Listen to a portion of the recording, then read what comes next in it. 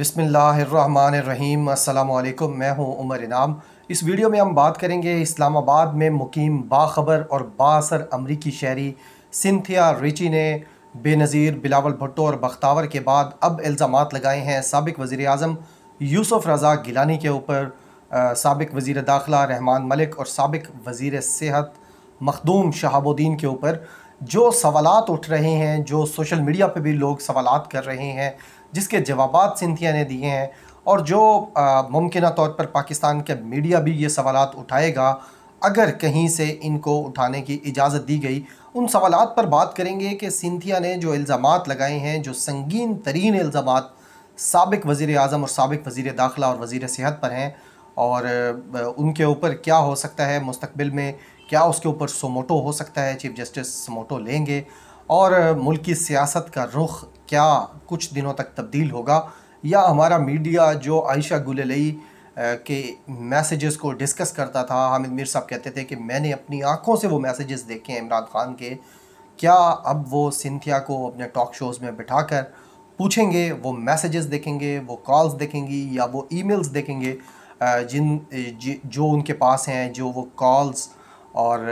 Audio video जो उनके पास चीज़ें हैं, सबूत हैं। क्या पाकिस्तान का कोई investigative journalist so called Ansar Abbasi जैसा वो कोशिश करेगा कि वो अपने आकाओं के ख़िलाफ़ इस स्टोरी को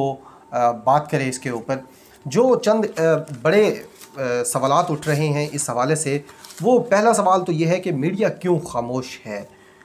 मीडिया, क्योंकि पिछले एक महीने से हम देख रहे हैं कि सिंथिया मुसलसल पीपीपी की लीडरशिप के हवाले से बात कर रही हैं, सबूत ला रही हैं, डिस्कस कर रही हैं, मुख्तलिफ़ चीज़ें वो ट्वीट कर रही हैं, लेकिन किसी किस्म का कोई रिस्पॉन्स हमें पाकिस्तानी मीडिया की तरफ से उस तरीके से देखने को नहीं मिला जिस तरीके से हामिद मीर साहब कहते थे कि जो मैसेजेस इमरान खान के फ़ोन नंबर से आयशा गुलेलई को भेजे गए हैं वो मैंने देखे हैं, यानी वो ख़ुद बताते थे, और वो पूरी डिस्कशन थी, पूरे पूरे टॉक शोज़ उसके ऊपर होते थे, पूरा प्राइम टाइम उसके ऊपर होता था। अब मीडिया क्यों खामोश है जब इतनी बड़ी पाकिस्तान की यानी दूसरी तीसरी बड़ी सियासी पार्टी इस वक्त वोटों के हवाले से उसकी टॉप लीडरशिप, उसके जो चेयरमैन हैं, उसके हवाले से इंतहाई संगीन इल्ज़ामात सिंथिया लगाती रही हैं। एक अमरीकी शहरी वो बताती हैं कि बिलावल हाउस में पिछले दहाइयों से मुकीम है, उस हवाले से कोई ख़बर नहीं आई। फिर उन्होंने ये भी इल्ज़ाम लगाया कि नकीब महसूद शहीद जो था उनका राब्ता था बख्तावर भुट्टो के साथ, और वो राब्ता करवा रही थी गुलेलई इस्माइल, और इस हवाले से भी कोई चीज़ सामने नहीं आई। फिर बहुत लंबी डिबेट है, बहुत सारी चीज़ें उन्होंने डिस्कस की हैं,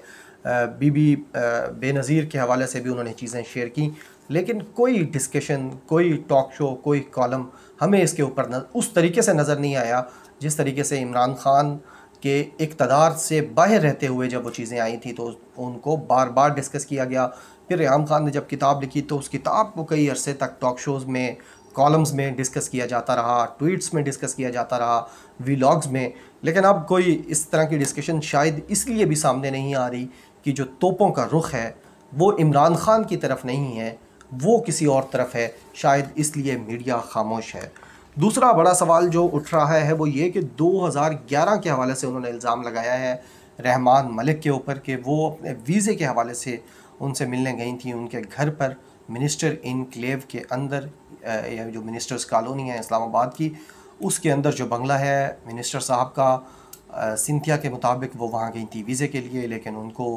ड्रिंक्स दिए गए, उनको फ्लावर्स वहाँ पे पेश किए गए, और उसके बाद जो हुआ वो आपने उनकी वीडियो में सुन लिया है। इस हवाले से उन्होंने ये भी बताया है कि प्रेसिडेंसी के अंदर, यानी प्रेसिडेंट हाउस के अंदर दस्त अंदाज़ी की, दस्त दराज़ी की, उनके साथ बदतमीज़ी की मखदूम शहाबुद्दीन ने और मखदूम यूसुफ़ रज़ा गिलानी ने, जो कि वज़ीर आज़म थे उस वक्त, और जो दूसरे शहाबुद्दीन साहब थे, ये मेरे डिस्ट्रिक्ट से हैं, रहीम खान से इधर हमारे करीब ही उनका घर है, ये जनाब वाला उस वक्त थे वज़ीर सेहत पीपल्स पार्टी के। इनके हवाले से ये इल्ज़ामात हैं। 2011 में ये चीज़ें हुई, ख़ामोश क्यों रहीं? तो इसका जवाब जो उन्होंने दिया है वो ये कि मैंने ये सूरत हाल एम्बेसी को बताई थी 2011 में अपने सफ़ारत ख़ाने को, लेकिन उस वक्त फ्रेजाइल एक सिचुएशन थी, डू मोर की सिचुएशन थी, एक यानी अनकंडीशनल और एक ऐसी सूरत हाल थी जिसमें कोई बेहतर चीज़ें नहीं हो सकती थी, लिहाजा फिर यूएस एम्बेसी ने उस वक्त वो रिस्पॉन्स ना दिया जो उसे देना चाहिए था। और सबसे अहम जो उन्होंने बात की वो ये कि उस वक्त उसामा बिन लादेन का इशू चल रहा था। आपको पता है कि एबटाबाद ऑपरेशन हुआ था, हमारी सोवरेनिटी और हमारी इंटेग्रिटी को चैलेंज करते हुए पाकिस्तान के अंदर घुसकर ये चैलेंज ये बहुत बड़ी चीज़ की गई थी, ऑपरेशन किया गया था, उसामा बिन लादेन को यहाँ से ले जाया गया। तो उस वक्त एक टेंशन चल रही थी, लिहाजा वो कहती हैं इस वजह से शायद एम्बेसी ने अप्रोप्रिएट एक्शन उस वक्त ना लिया। फिर एक और सवाल उठता है कि अब क्यों बता रही हैं, अगर उस वक्त नहीं बताया था तो अब किस वजह से ये सारा जो ड्रामा है ये दोबारा क्रिएट किया जा रहा है। तो उसका जवाब भी उन्होंने ख़ुद दिया है कि फ़ैमिली को अब थ्रेट किया जा रहा है, यानी उनकी फ़ैमिली को अब रीच आउट किया गया है यूएस के अंदर, और वहाँ जाकर और यहाँ पे भी उनको भी और उनकी फ़ैमिली को भी, उनके दोस्तों को भी, यानी जो उनके कॉन्टैक्ट्स हैं उसको अब थ्रेट किया जा रहा है। मामला यहाँ तक जा पहुँचा है पीपल्स पार्टी की बदमाशी का, जो कि पाकिस्तान के अंदर तो सब जानते थे, लेकिन अब यही वजह है जो सिंथिया कहती हैं कि मैंने जब मेरी फ़ैमिली को थ्रेट किया गया तो मैंने सोचा कि अब मैं इनको नहीं छोड़ूंगी और मैं ये सारी चीज़ें बताऊंगी। और फिर उन्होंने ये भी कहा कि पाकिस्तान में उनसे मुलाकात करने वाले, उनके साथ मिलने वाले एक मेहरबान ने भी उनको हौसला दिया और कहा कि वो ये सारी बातें बताएं ताकि वो एक मुस्तकबिल में एक बेहतर रिलेशनशिप की तरफ जा सकें। एक और सवाल जो सामने आता है वो ये कि क्या कोई एजेंडा होगा, किसी एजेंडे पर होंगी। जो हालिया चीज़ें सारे सामने आई हैं उसके हवाले से कोई एजेंडा उस तरीके से कोई एंटी पाकिस्तान तो सामने नहीं आ रहा। हाँ, ये एजेंडा हो सकता है कि जो काली भेड़ें हैं इस निज़ाम की, जो ताकतवर काली भेड़ें हैं जिन्होंने ऑफिस में रहते हुए कायद-ए-आज़म साहब की उस तस्वीर का, अपने हलफ का पासदारी नहीं की, उन्होंने उनका उसको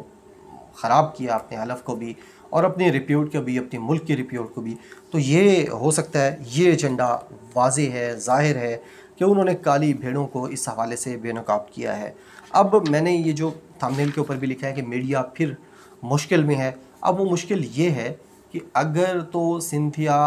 रिची ने जो बातें की हैं इसको डिस्कस किया जाता है, इसके ऊपर प्राइम टाइम शो किए जाते हैं, इसके ऊपर कॉलम्स लिखे जाते हैं, ट्वीट्स की जाती हैं, तो फिर हामिद मीर के दोस्त, सलीम साफ़ी के दोस्त आसिफ अली जरदारी नाराज़ हो जाएंगे, क्योंकि बातें हैं पीपल्स पार्टी की, बातें हैं उनके बेटे की और उनकी अहलिया की, और अब बातें जा पहुंची हैं उनके जो उस वक्त मुंतखब वज़ीर-ए-आज़म थे उस हवाले से, और बीबी के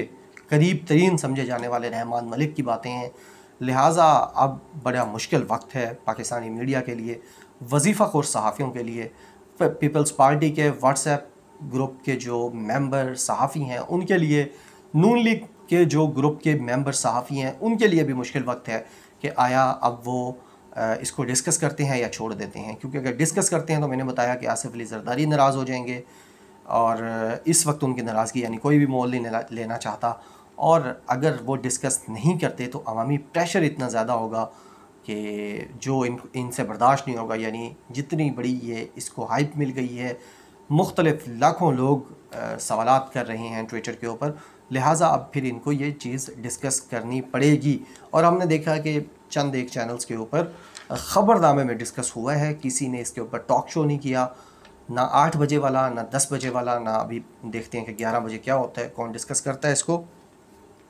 इसके अलावा जो है वो एक और सवालात भी उठता है कि क्या आगे क्या होगा, यानी क्या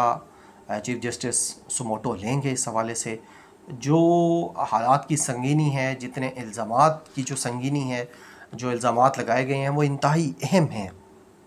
और सीजेपी को यानी चीफ जस्टिस पाकिस्तान को इसके ऊपर लाजमी सुमोटो लेना चाहिए, इसको डिस्कस करना चाहिए, क्योंकि ये मुल्की वक़ार का एक अहम तरीन इशू बनकर सामने आ चुका है कि उस वक्त के वज़ीर-ए-आज़म को, उस वक्त के वज़ीर सेहत को, उस वक्त के वज़ीर दाखिला को मोरद इल्ज़ाम ठहराया गया है एक ऐसे वाक़े का जो जब डिस्कस होगा, ज़ाहिर है अब ये पाकिस्तानी मीडिया बेशक इसको डिस्कस ना करे, इंटरनेशनल मीडिया इसको बहुत ज़्यादा हाइप देगा, और इस हवाले से ये लाजमी तौर पर इन्वेस्टिगेट होना चाहिए। इसके हवाले से कोई JIT बनाई जा सके, अदालती तौर पर इसको देखा जाए। इसमें FIA अगर इसमें फ़रीक बनती है तो वो देखे। और आखिर में सबसे आखिरी जो सवाल है वो ये है कि क्या ये सच है। लिहाजा जो मेरी पर्सनल असेसमेंट है, जो इन्फॉर्मेशन है, जो इस्लामाबाद की राहदारियों की गुफ्तगू है, जो वो कहते हैं ना कि विस्परिंग्स हैं, वो तो ये कहती हैं कि यस ये